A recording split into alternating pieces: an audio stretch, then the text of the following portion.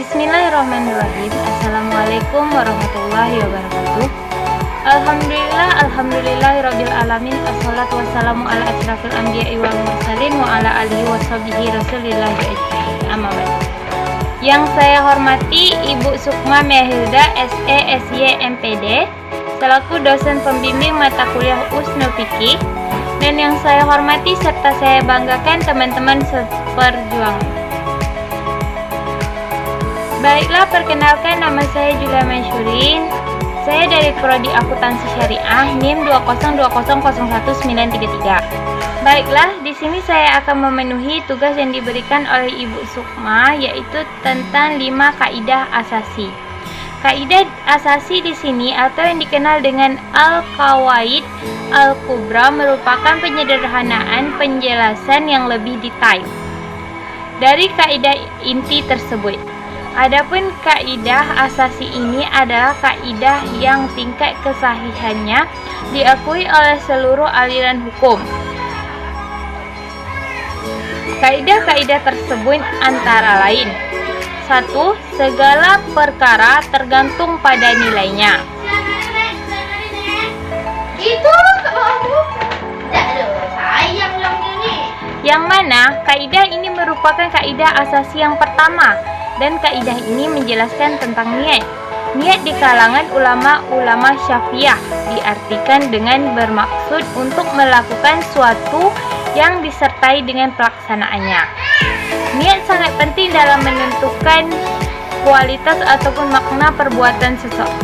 Apakah seseorang itu melakukan suatu perbuatan dengan niat beribadah kepada Allah, ataukah seseorang itu melakukan sebuah perbuatan dengan niat tidak untuk beribadah kepada Allah,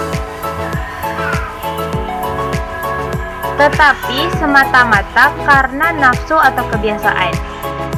Misalnya bisa dicontohkan seperti ini: niatnya untuk menikah. Apabila menikah itu dilakukan untuk menghindari dari perbuatan zina, maka hal itu halal untuk dilakukan.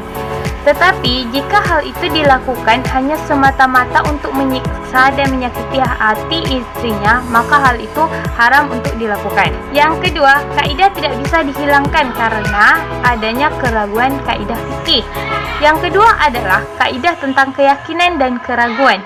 Secara bahasa adalah kemantapan hati atas sesuatu. Al-yakin juga bisa dikatakan pengetahuan yang tidak ada keraguannya.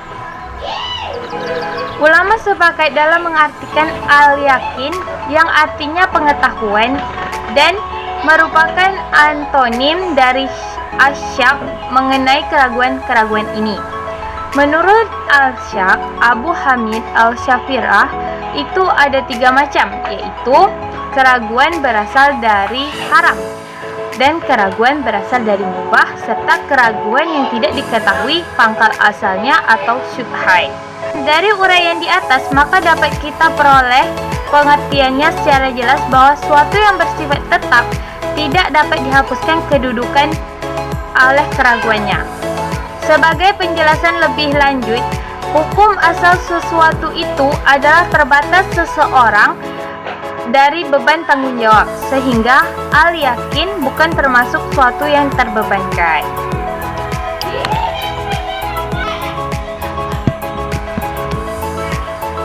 Yang ketiga, yaitu kesulitan mendatangkan kemudahan.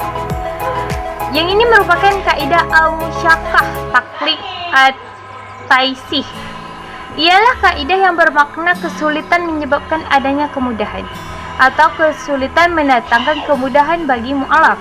Maka syariat meringankannya sehingga mu'alaf dalam suatu situasi dan kondisi tertentu mampu menerapkan dan melaksanakan hukum tanpa ada kesulitan dan kesukaran. Kaidah al-musyaqqah tajlib taisir menunjukkan fleksibilitas hukum Islam yang bisa diterapkan secara tepat pada setiap keadaan yang sulit atau sukar, tetapi ada kemudahan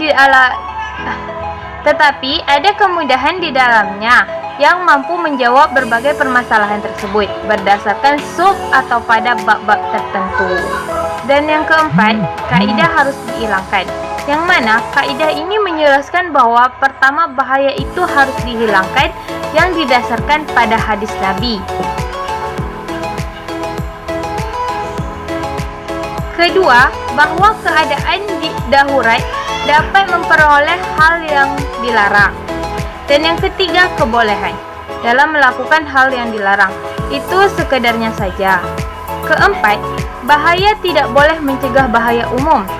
Darurat ini bermakna bahwa sesuatu bahaya yang menimpa manusia jika ditinggalkan sekitarnya tidak ada sesuatu yang dapat menepati posisi.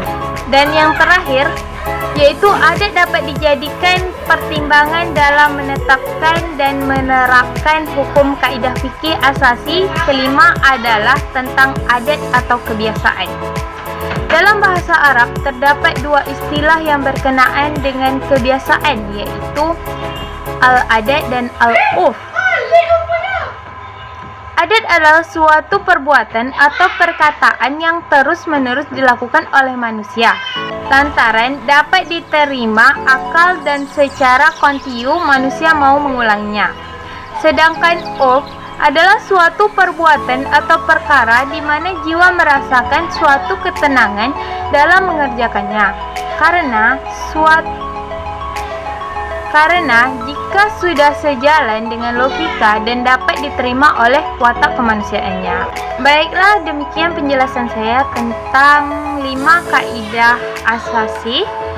Lebih dan kurang saya mohon maaf. Saya akhiri. Wassalamualaikum warahmatullahi wabarakatuh.